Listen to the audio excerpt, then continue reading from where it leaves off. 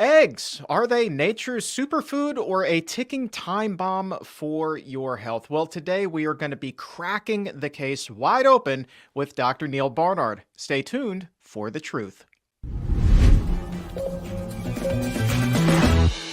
There's just something about the egg that is highly controversial, and we learned this recently here at the Physicians Committee. We have hundreds, if not thousands, of posts flooding our social media channels all about eggs, and we have people on both sides of the aisle. Some saying that they are nutritious, they are delicious, they are the ultimate superfood for breakfast and really any meal of the day. But then we have others who say, no, no, no, eggs need to be taken off your plate for so many different reasons, including, and perhaps most paramount, your health. And so today, what we're going to do is we're going to get in there and we're going to look at the science and discover what the facts actually are about the egg. And helping us unscramble everything is our friend, Dr. Neal Barnard. He's here with us on the show today, and also very excited that he's here because we are going to be taking the wraps off of a brand new segment here on the exam room called the Power Foods Focus, which is all getting you ready for his new book, The Power Foods Diet, which will be coming your way very, very shortly. And if there's a question that you have for Dr. Barnard, post that in the comments or in the chat. We're going to get to as many as we can when we open up the doctor's mailbag. But let's start right now by welcoming Dr. Barnard to the show to talk about eggs. Great to see you, my friend. Good to see you, Chuck. So here's the deal, Dr. Barnard. I'm going to share with you just one of the many, many, many messages that we have received about eggs recently here at the show. And this one comes to us from an exam roomie by the name of Albert. And Albert wrote this on YouTube. It said, in 2014, I ate 12 eggs per day for an entire year, and they were the most expensive organic eggs available. Why did I do it? Well, to build my body with the finest quality protein. But nothing good happened. Instead, I woke up one morning with a heart rate of 400 beats per minute. They said I had tachycardia, and I spent the next several days and weeks in 4 different hospitals. My local GP has known me for 30 plus years and told me the only way to return to normal was to begin eating a plant-based diet. One surgeon even tried to ablate, saying, I went to 1,000 places inside your heart while I was awake, and I found nothing there. I still had symptoms, and he said, you have a clogged coronary artery, which I don't work on. So long story short, he says, I became a staunch plant-based diet devotee, and now it's been almost 8 years, and I will never go back. I feel and breathe better than I did at 16, and I'm now 71 years old. I walk, I work hard all day.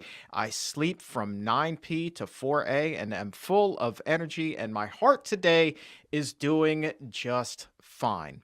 And so when you hear this tale from Albert about eating a dozen eggs a day for a year and then what happened, how surprised are you, Dr. Barnard? Oh, good heavens, what a story. 12 eggs a day. That is a heroic amount, I have to say. For context, that is about 2,000 milligrams of cholesterol you're just ingesting, which is about twice what the body would make in an entire 24-hour period. You're taking that in eggs. What's that? Maybe 200 or about 20 grams of saturated fat, which would cause your body to make extra cholesterol. So, I mean, it's just inviting cardiovascular disease. But I have to say, I'm sympathetic to what this person was doing, because eggs have been promoted kind of exactly for the reason that you said. We've been taught inaccurately, really, that they have this perfect form of protein and more is better and that kind of thing. And it's obviously completely wrong. So anyway, I want to congratulate this individual for having made a change, throwing the eggs out, going on a plant-based diet. That's the best news for your heart. I mean, 12 eggs a day. I mean, I'm not even sure that Rocky ate that many, when he was drinking the raw eggs. I mean, that takes a serious commitment. And that brings me to the original reason, Dr. Barnard, why Albert said that they were ingesting 12 eggs a day, and that was for the finest quality protein. How does the protein in an egg compare to other, I guess, healthier sources? Well, there's protein in the egg, that's for sure, but it's basically exactly the same. It's protein is built from amino acids. The amino acids that are in the egg are exactly the same amino acids that are in an ear of corn or in bread or in asparagus or an apple or whatever. All plants have all the essential amino acids, and they will give them to you if they are in your routine.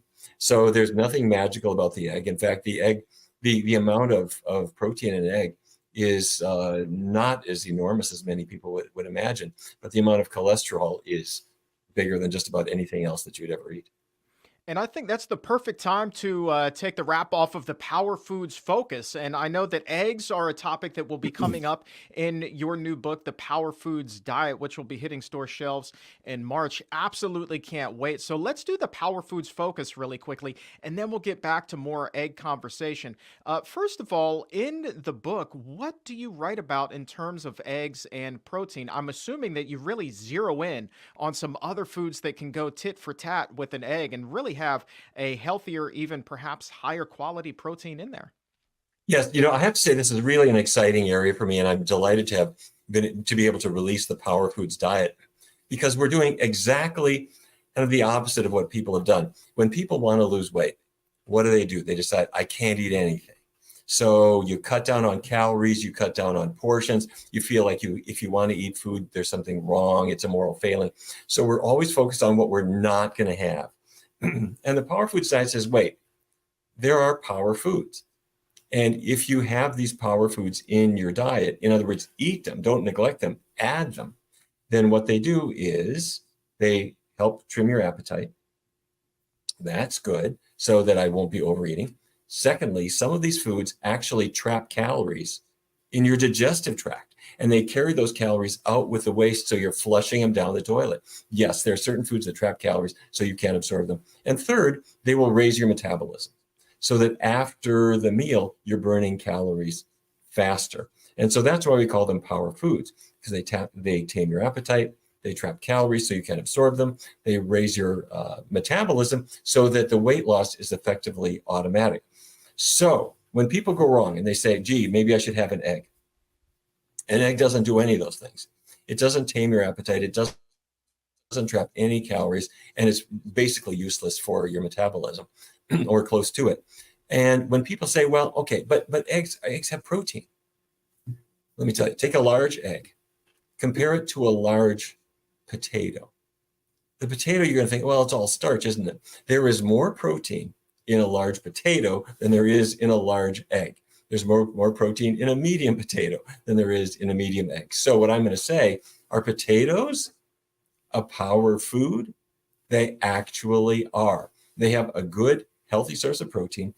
All of their carbohydrate is in the form of complex carbohydrate. And the only thing you can do bad to a potato is things that people add to it. When it goes into the oven, it doesn't have very many calories. When you take it out, it doesn't have many calories. But if you add the butter, sour cream, cheese doodles, bacon bits, all that stuff, that's when the calories come up. So my point is this: people have maligned potatoes. Dieters are afraid of potatoes. But it turns out that when you treat that potato in a good way, put some salsa on top, put some Dijon mustard on top, spray it with a little Bragg's, make it tasty, that potato is going to be your best friend. And people may remember the comedian Penn Jillette, who said, I want to lose weight. And what did he focus on? Huge amounts of potatoes. And he lost weight like crazy. And many other people have done that. I'm not saying you should eat only potatoes, but they're a power food. And you can add them to your routine, and they will love you back. Wait. I got to back that up. Are you really trying to tell us right now that a potato has protein in it just like an egg? A baked potato has the protein just like an egg. That's what you're telling us. Not just like an egg, more than an egg. A potato has more protein. Yes, a large potato compared to a large egg, there's more protein in the potato. Holy Moses, you never stop learning. I would Yep. have never guessed. I know that there's protein in virtually every food that we eat. I just didn't know that a potato was a great protein source. How about that? It is. And the old idea, which, by the way, we really settled this last year at the International Conference on Nutrition and Medicine, where we were addressing this old idea that plants are missing an amino acid here or there, that some plants are missing this amino acid and some are missing that amino acid, and you have to carefully combine them. All plants have all the essential amino acids. Now, it is good to combine them because you want to get a variety of nutrition from a variety of sources. But all plants have all the essential amino acids. And yes, an egg has some protein, a potato has more. That was Dr. Christopher Gardner's presentation, if Yeah, I'm not mistaken. He's a great exactly. guest. Yeah. Exactly right. Yeah, man, that's amazing. Okay, so that's just one of the nuggets that are going to come out of this book, which I absolutely cannot wait for. And you want to break some news here on the show today? I kind of feel like having some fun and breaking some news. Are you down? Let's break some news. Yeah, I hope people will look at their calendar. And on March 26th, we are going to be hosting this huge event called the Power Foods Revolution. And it'll be right here in Washington, D.C. at the National Press Club, where some of you came in November when, Chuck, we celebrated your incredible 50 million downloads at that point. And now you're going to be there. You're going to share your story and host this event as only you can. But I'll be there. And Dustin Harder will be there. Yes, Dustin did the recipes along with Lindsay Nixon. For the Power Foods Diet. We'll show how you can make these wonderful foods. We'll show you how you can actually love your foods again and how they're going to love you back. That's going to be the Power Foods Revolution, March 26th, National Press Club here in DC. Well, let me tell you something. If Dustin's going to be there, and pun totally intended, it's going to be a delicious evening because that man is a whiz in the kitchen. I mean, he's responsible for the Universal Meals program. He's got his own podcast. He's got his books out there. I mean, this guy is a legit magician in the kitchen. So I cannot wait to link up with him. And I guess I'll volunteer to tug the tire across the stage. I know we had Ann Elston do it the last time we were at the press club, but let's do it, man. I mean, that just sounds like a lot of fun. March 26th, right here in Washington, D.C. Let's go, Neal. It'll be great. You're going to be there. You're going to be our host. Dustin will be there. I'll be there. We're going to have a couple of other special guests. We'll have copies of the Power Foods Diet there. That's actually the first day of release. So it's going to be a blast. Yep. Let's do it. You know what? I'm going to eat some extra potatoes, make sure I got the protein to get that tire all the way across the stage. I don't know if I can keep up with what Ann did, though. So March 26th, mark your calendars. Of course, we're going to be talking more about that here as the days draw nearer here on the exam room. And also, there is a link to pick up your copy right now. You can pre-order it. You don't even have to wait. So it'll be delivered right to your house as soon as March 26th rolls around. Your copy of the Power Foods Diet. That link is in the episode notes. Neal, let's turn our attention back to eggs because we have a lot of questions from exam roomies about them. Let's start with Amy, who's wondering specifically about the cholesterol that's found in eggs and whether that is truly this enormous issue that we hear about. She's saying, is cholesterol or the inflammation from junk food the bigger health issue for people? Okay, great question and really a sophisticated question. Is it the cholesterol or is it inflammation? The fact is it's both. Now, cholesterol made in your liver gets in the bloodstream and you need a little bit of cholesterol. Your body makes it because it's used in the cell membranes of the body. It keeps them flexible. It's used to make hormones. It's used to make vitamin D. So cholesterol has purposes in the body, but you only need a tiny amount of cholesterol. And if you eat cholesterol or you eat foods like saturated fat that cause your body to make cholesterol, you got more than your body can handle. So you only want the amount that your body is naturally making. However, as those particles of cholesterol are coursing through the blood, because of the inflammatory processes, they can become oxidized. That means the cholesterol molecule is actually a little bit changed, or the cholesterol is kept in little particles called LDL. You've heard about this on your blood test. And those LDL particles oxidize. And once they do that, then they can attack the artery wall and lead to heart disease. So it's both. It's the cholesterol itself, and then it's how they are changed over time.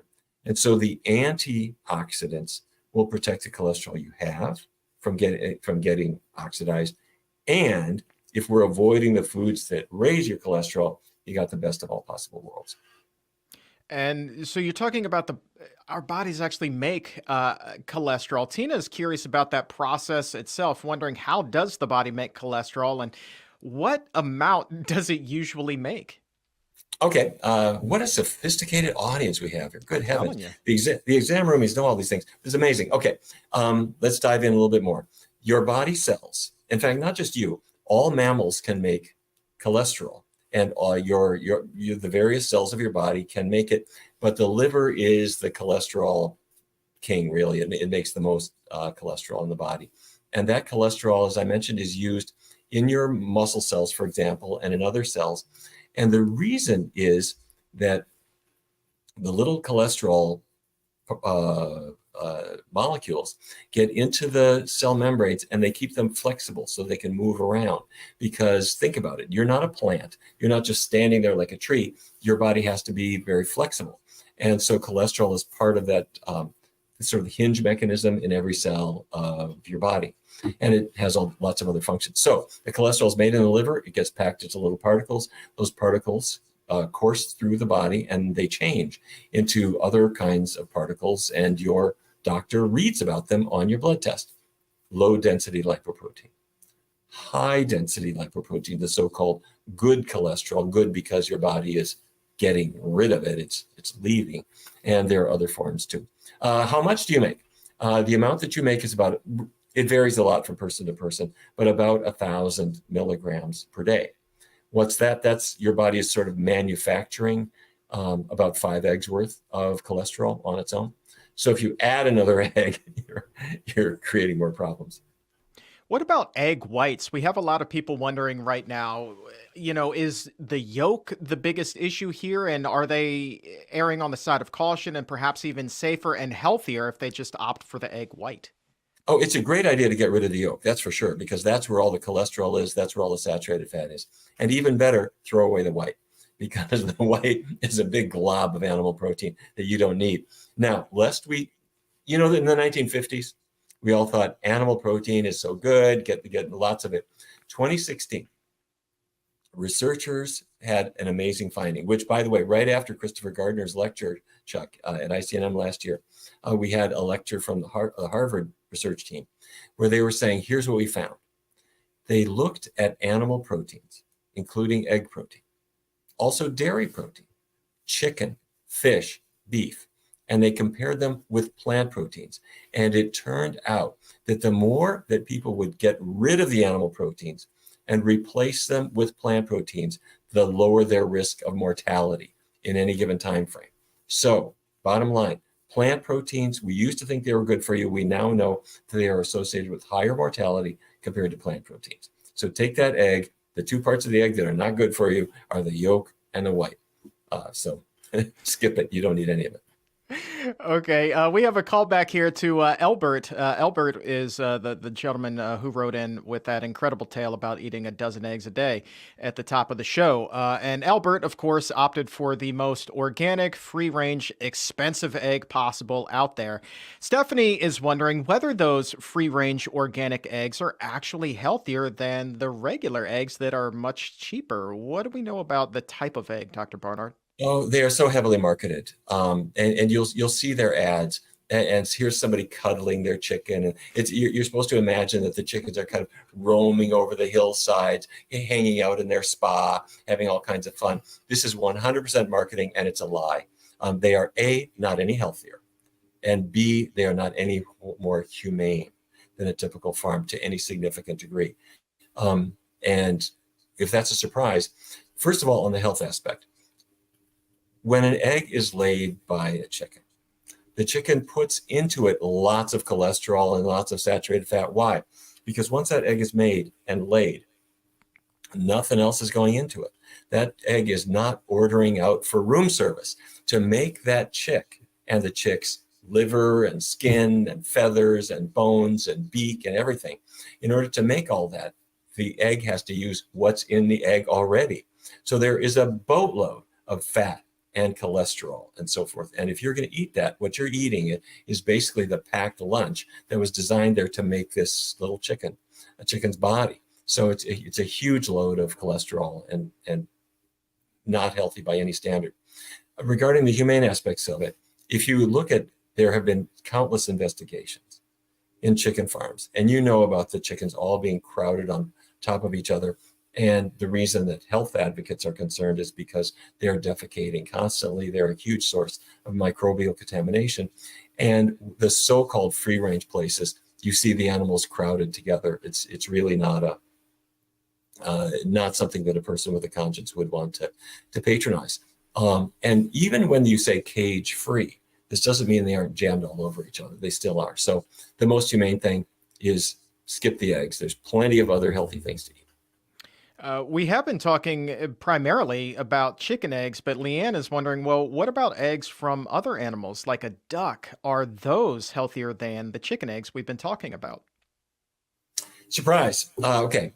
Chicken egg, typical chicken egg, nice big chicken egg, 200 milligrams of cholesterol. Chuck, let me ask you, give me a guess. Let's say I take a duck egg. You think it has more than 200 or less than 200 milligrams of cholesterol? Does a duck have more cholesterol than a chicken egg or less? What would you guess? Just based off of a previous life and remembering that duck meat was a little bit more rich than chicken, I'm going to say it probably has more cholesterol. You are a winner. Not only does it have more cholesterol, it has a lot more cholesterol, roughly 200 in a chicken egg, depending on the size. For a duck egg, 300, 400, 500, a little bit over 600 milligrams of cholesterol in a duck egg. Yes, I am not making this up. Duck eggs are, yes, they are a cholesterol bomb. It is like eating 3 or more chicken eggs. Wow. What do you think would have happened to poor Albert if they ate a dozen of those a day? Oh my goodness. Oh man. He might not have made it to ask you the question. I'm telling you. All right, let's take a question here. We've got time for a few more. Let's take a question from Claire, who is wondering, okay, I hear you guys, but what is worse in all honesty? Is eggs or bacon the greater evil when it comes to breakfast food? Yes. Roger that. I mean, is it even fair to like, try to compare the two? I mean, I'm sure scientifically you could analyze that and bring sodium into the conversation and nitrites and all of those things. But Okay. at the end of the day, I mean, my goodness. Yeah, they're both terrible. So the answer is yes. But okay, if you want to compare, they're nutritionally different. An egg has way more cholesterol than just about any other food, including bacon. Typical egg has maybe 1.5 grams, 2 eggs that a person might eat, about 3.2 grams of saturated fat. So one strip of bacon, if you can ever find somebody who eats just one strip of bacon, that has about 1 gram of saturated fat. It has some cholesterol. Now, what the bacon's claim to fame is cancer, because bacon is the quintessential processed meat, linked to colorectal cancer, linked to breast cancer, linked to several other forms of the disease, and linked to many, many other health conditions. So if there's anything you really want to throw out, the bacon and eggs should be replaced by a big bowl of oatmeal with some cinnamon and some blueberries and healthy foods that are going to really protect your health. All right. Kiki is saying that they have read that someone who has diabetes should not eat eggs and is wondering why that advice might be given. Yeah, well, it's good advice for everybody to avoid the cholesterol and saturated fat. But you're right.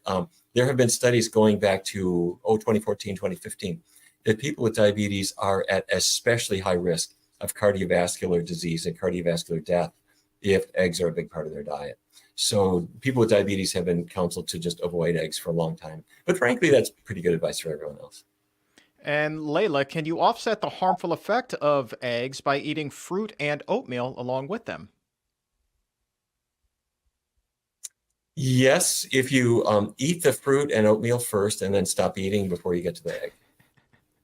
Roger that. So I guess that's kind of like the old question of, can you outrun the Big Mac? Well, maybe you just shouldn't eat the Big Mac in the first place, right? Kind of the same thing goes here. What the caller might be thinking of is that soluble fiber, which is in oatmeal, does help your body remove some cholesterol. It's not a huge effect, but it's there. So if you have Quaker oats or something like that, you'll read right on the label that they'll say it lowers cholesterol, and it will, by a couple of percent, because it helps escort cholesterol out of your body. But if you eat an egg, roughly 50% of that cholesterol in the egg is going to go straight into your bloodstream. And to ask the oatmeal to stop that is asking something pretty heroic. All right. And final question. Let's talk about some egg alternatives. Aggie, hey, that was my grandma's name. Aggie is wondering, Dr. Barnard, what your thoughts are about just egg. Is that a healthy substitution, or should you go all the way to something like a tofu scramble? Well, I think people should get to know both. Tofu scramble, people have been making it for a long period of time. And by the way, you don't need a special recipe for it. Just go to the store, get some firm tofu, and take your nonstick pan. Yeah, nonstick pans are terrific, like Made In or something like that. Put it on your stove and crumble up the tofu. Then pour on a whole bunch of nutritional yeast. If you haven't used nutritional yeast, it makes things a little cheesy. And pour it on generously. A little bit of soy sauce on top. Stir it up.